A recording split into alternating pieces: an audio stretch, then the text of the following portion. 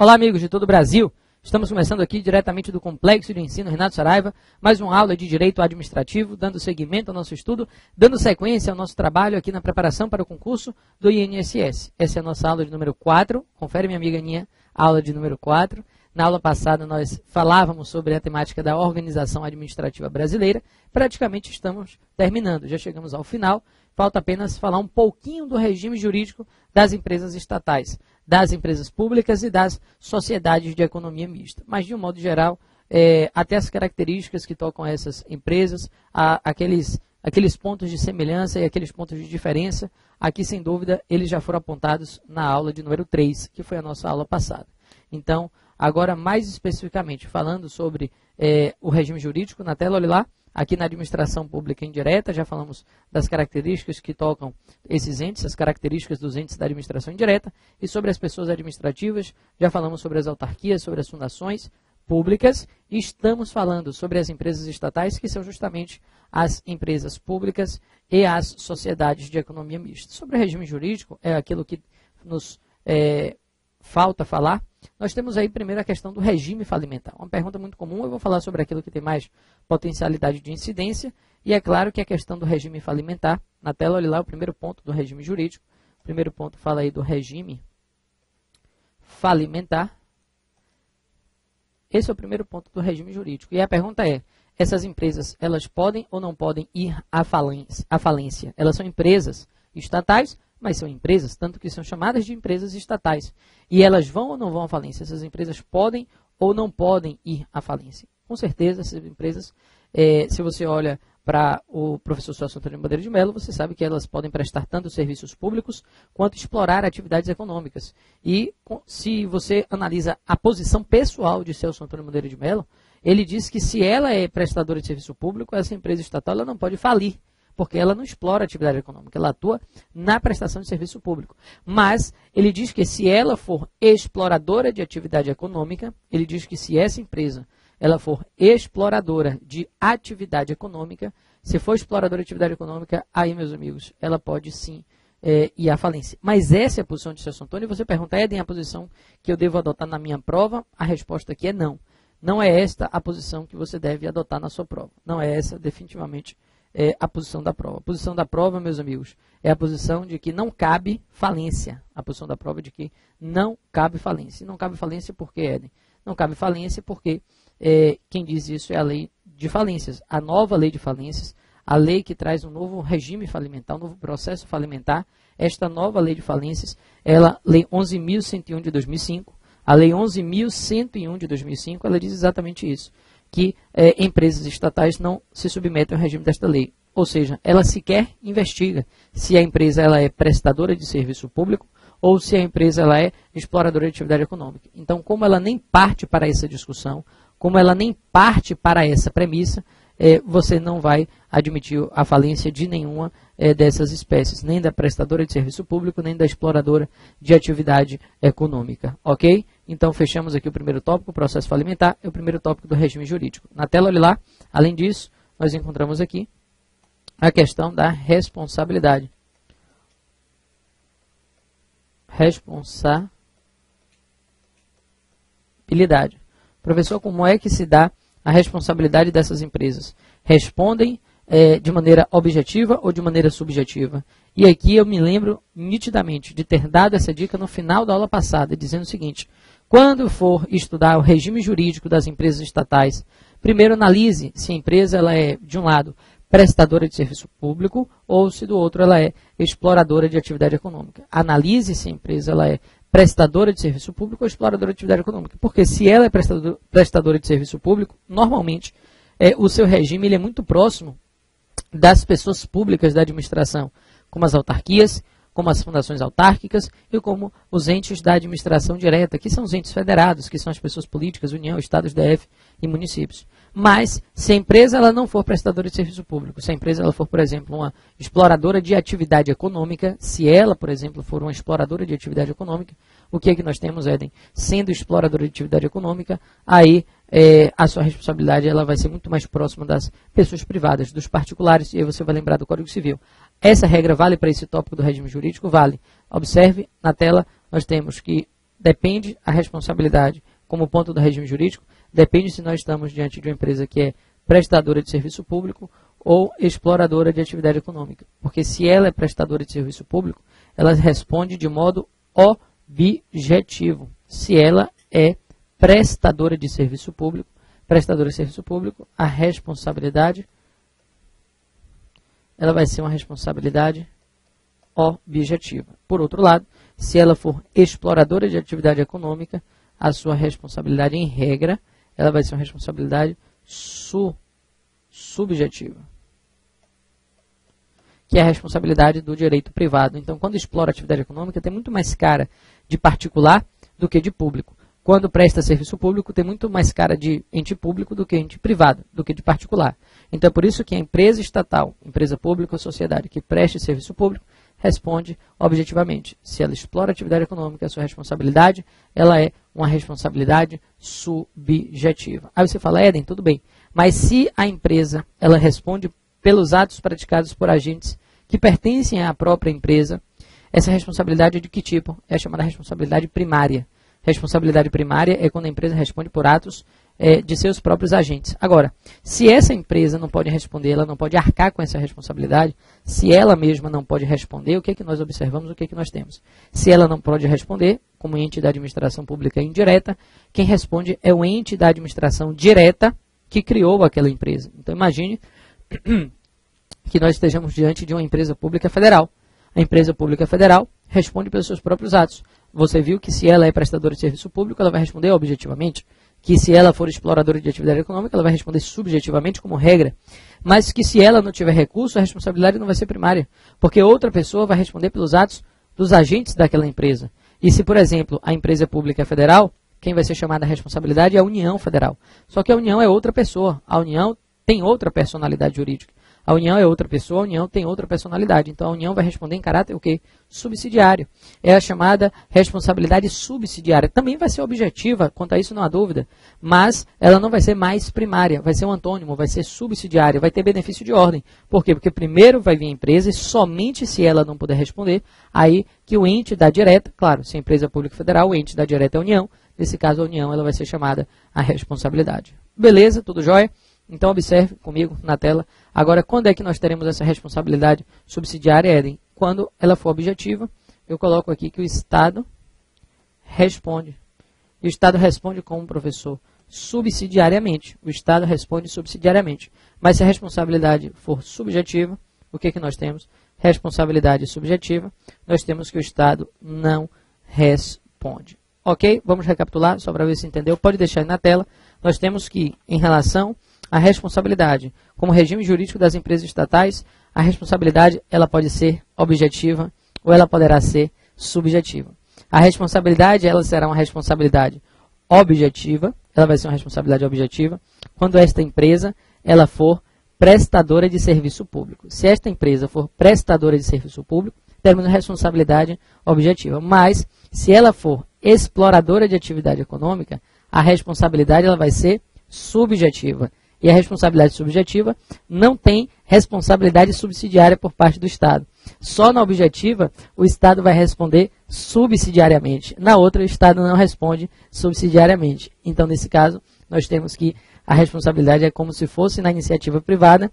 Na subjetiva, o Estado não responde subsidiariamente. Ok? Tudo beleza? Podemos passar para o outro slide.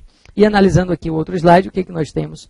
Que esse é um ponto que está terminando a administração indireta. Com isso, a gente vai terminar a administração indireta. Mas você poderia me perguntar, professor, tem mais algum tópico do regime jurídico a ser analisado, além da responsabilidade? A gente viu que se for objetiva, o Estado responde subsidiariamente. Mas se for subjetivo, o Estado não responde, porque você vai imaginar que é aquela responsabilidade da iniciativa privada. Responsabilidade da iniciativa privada. Tem algum outro ponto do regime jurídico? Tem. Além da responsabilidade, eu quero falar aqui do regime de pessoal. E o que nós podemos lembrar aqui em relação ao regime de pessoal? Bom, em relação ao regime de pessoal, nós já vimos aquela lição, que quando os direitos do meu trabalhador estão na lei ou na Constituição, o seu regime é um regime chamado legal ou estatutário.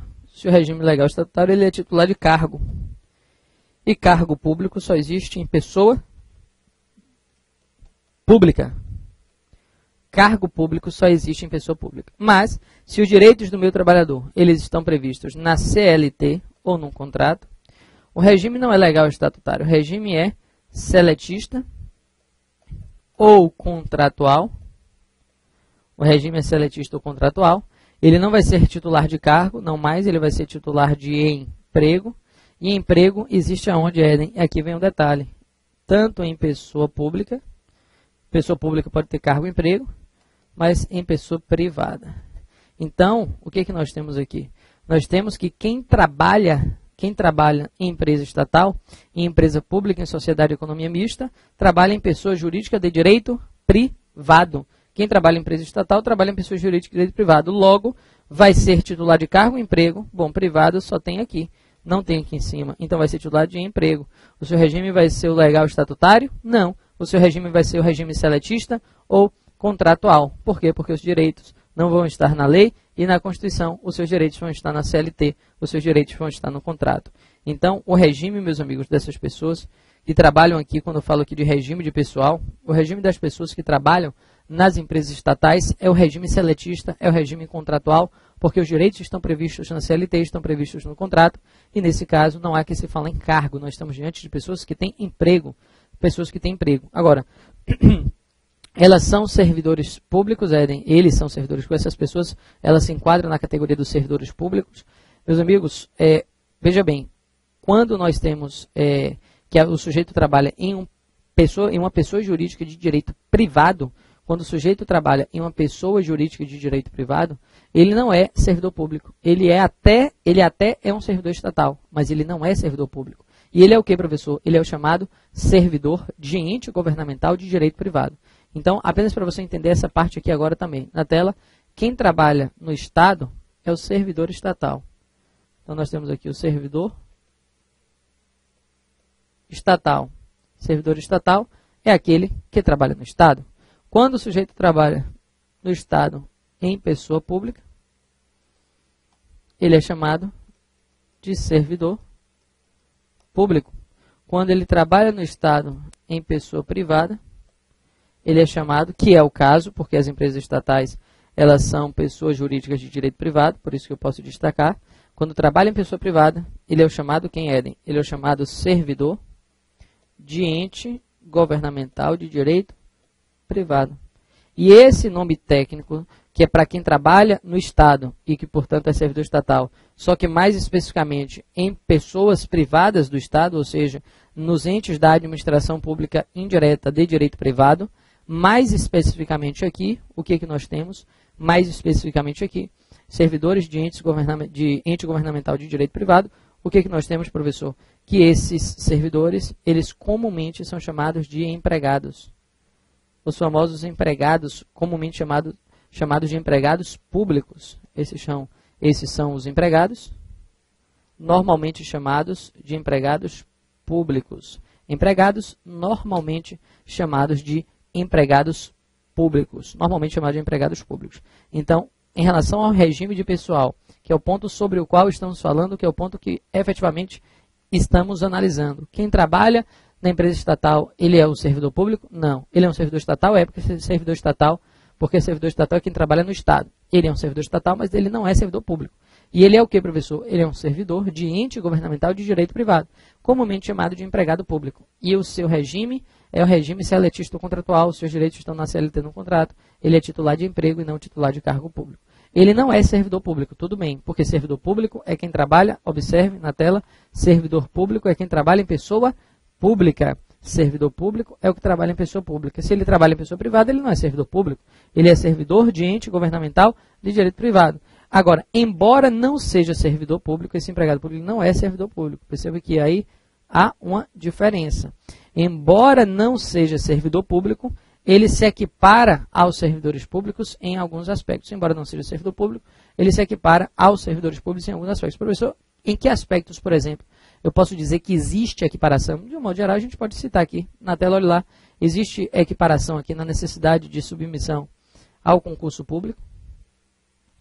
Eu vou listar e daqui a pouco a gente explica, eu deixo na tela.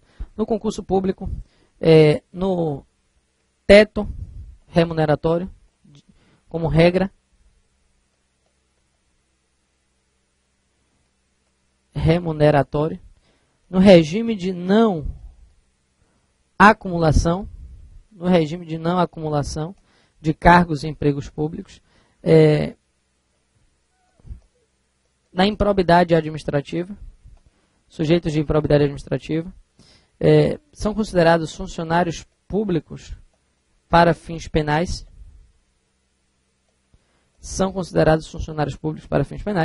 e, eventualmente, podem ser consideradas autoridades públicas para fins de remédios constitucionais.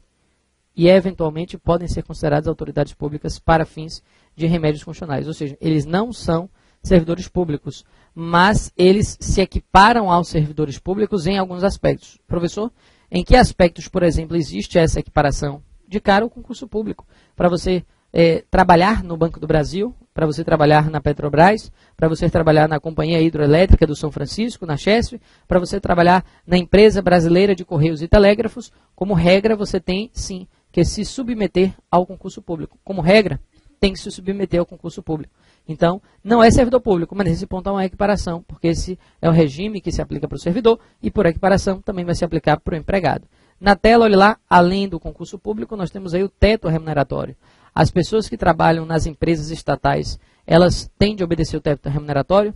Resposta sim, vírgula, como regra. As pessoas têm que obedecer ao teto remuneratório como regra. Como regra. Por quê? Porque a Constituição diz que, acho que é 37, parágrafo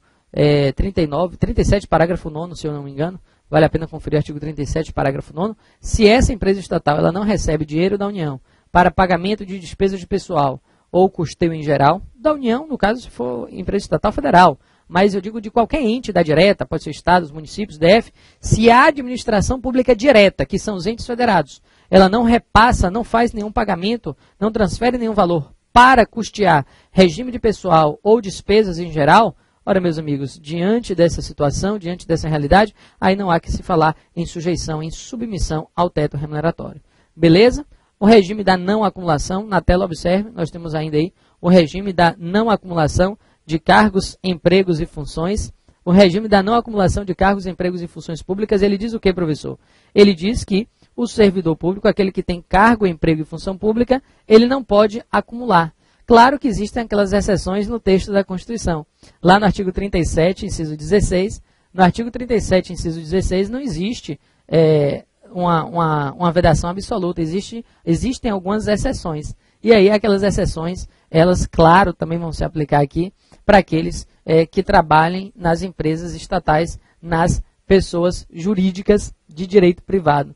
Com certeza essas exceções vão ser aplicadas nas empresas estatais, que são aquelas pessoas jurídicas de direito privado. Então, em regra, se aplica o regime da não acumulação? Sim, em regra, não pode acumular. É o regime de cargos, empregos e funções. O regime de cargos, empregos e funções.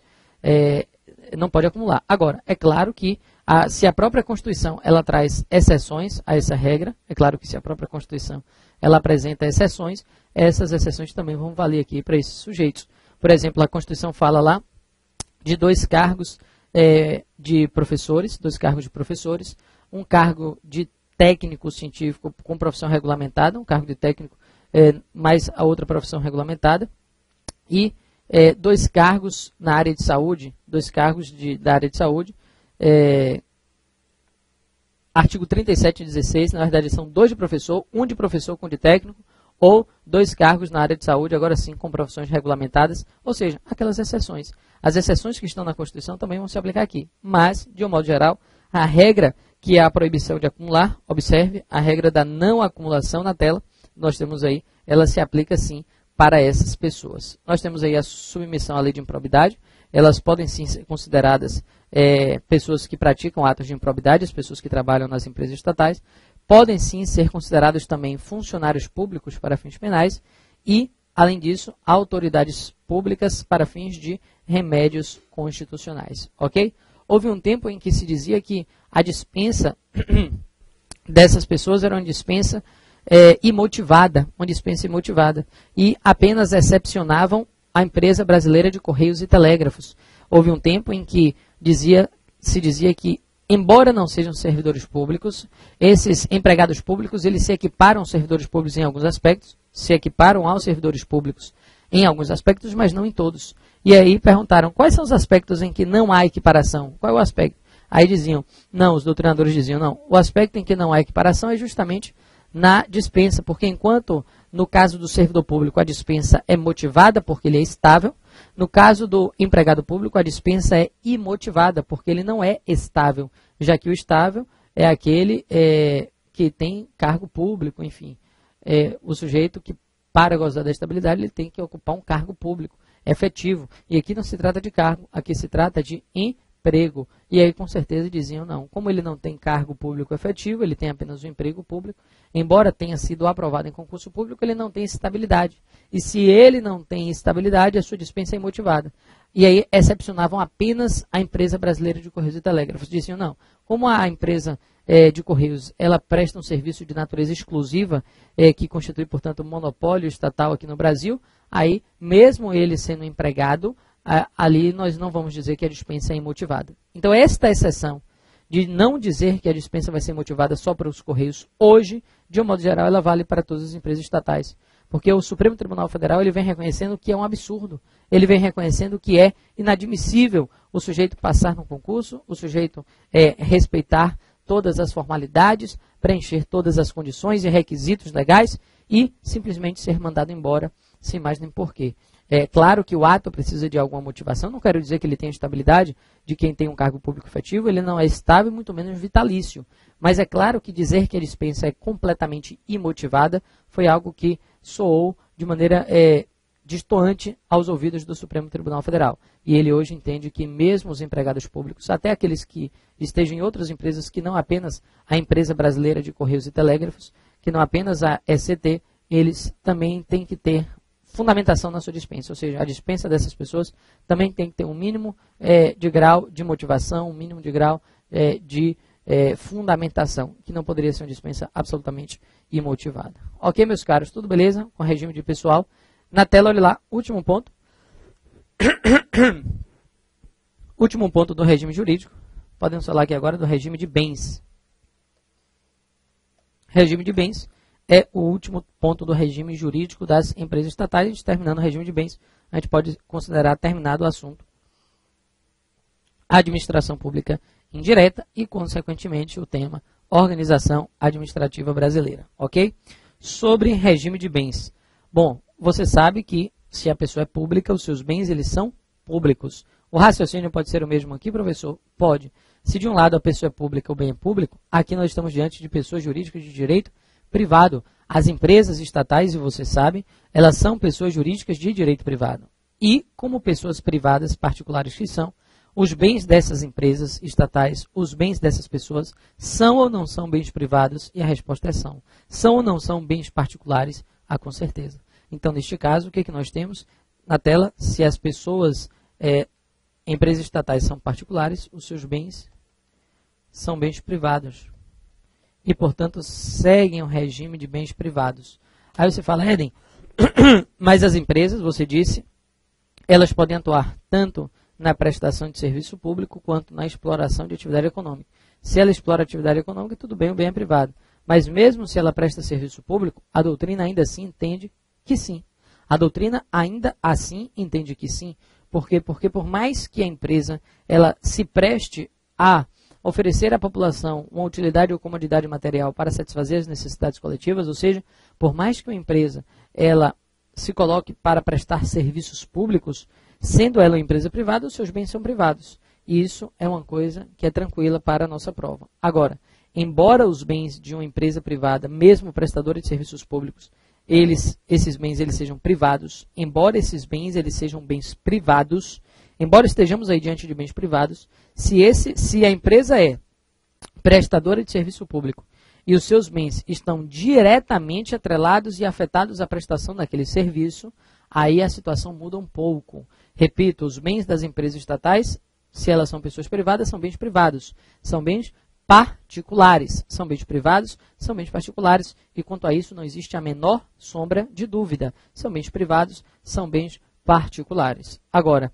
se a empresa ela é prestadora de serviço público, e preenchida outra condição. Qual é a outra condição, Éden? Além dela ser prestadora de serviço público, se os bens estão diretamente afetados e, portanto, vinculados e, portanto, atrelados à prestação daquele serviço, se os bens estão diretamente vinculados, atrelados à prestação daquele serviço, com certeza os bens, eles poderão, embora sendo bens privados, eles poderão gozar de um regime jurídico próximo daquele que goza os bens públicos. Eles poderão gozar de um regime jurídico próximo do regime jurídico que é gozado pelos bens públicos, ok? Então, gozará de que, Éden? Por exemplo, gozará do regime da impenhorabilidade, do regime da não prescrição aquisitiva, eles não poderão ser adquiridos por uso capião, então eles são imprescritíveis, eles são impenhoráveis, eles são alienáveis relativamente, porque para alienar tem que preencher algumas condições, ou seja, todas aquelas características dos bens, todas aquelas características dos bens públicos, elas também serão aplicadas aqui. Ou seja, para você alienar, tem que preencher requisitos, porque a alienação é relativa. Eles são impenhoráveis, não pode ser um objeto de penhora. Eles são não oneráveis, porque não podem ser objeto nem de penhor e nem de hipoteca, que são garantias fora do juízo, fora do processo judicial de execução. Eles são imprescritíveis, porque eu disse, não podem ser objeto de prescrição aquisitiva, e o que significa em respeito aos que não são da área, diz o que significa dizer que esses bens não podem ser objeto de prescrição aquisitiva, significa dizer que eles não podem sofrer uso capião. Eles não podem sofrer uso capião, ok? Então, nesse caso, uma coisa é prestar serviço público, outra coisa é explorar a atividade econômica. Se a empresa estatal ela é prestadora de serviço público, e os bens dessa empresa, embora ela seja privada, eles estão diretamente vinculados, eles estão diretamente atrelados à prestação daquele serviço, é claro que, embora a empresa seja particular, o regime de bens a ser aplicado àqueles bens vai ser o regime dos bens públicos, o mesmo regime, por exemplo, que se aplica para os bens de uma autarquia, de uma fundação pública de direito público, que é a autarquia fundacional, também chamada de fundação autárquica, vai ser o mesmo regime de bens aplicado para a União, para os estados, para o Distrito Federal e para os municípios. Beleza? Tudo jóia? Tudo tranquilo? Então, com isso, a gente termina aqui. Na tela, observe o regime jurídico dessas empresas estatais. Falamos sobre regime falimentar, falamos sobre responsabilidade, falamos sobre o regime de pessoal, falamos sobre o regime de bens e, com isso, a gente chega ao final. Professor, até aqui, podemos dar por concluído esse assunto. Agora sim, podemos terminar organização administrativa, olha lá, ou organização da administração pública. Já tendo falado aqui sobre noções introdutórias do direito administrativo, com regime jurídico, falar de regime jurídico é falar de princípios, e agora organização administrativa brasileira. Agora sim, a gente dá por concluída essa parte, essa temática, e a partir do próximo bloco a gente já volta com um novo assunto, a gente já volta com poderes administrativos ou poderes da administração pública, ok? Vamos para um pequeno intervalo, rapidinho, não sai daí, nós voltamos já já.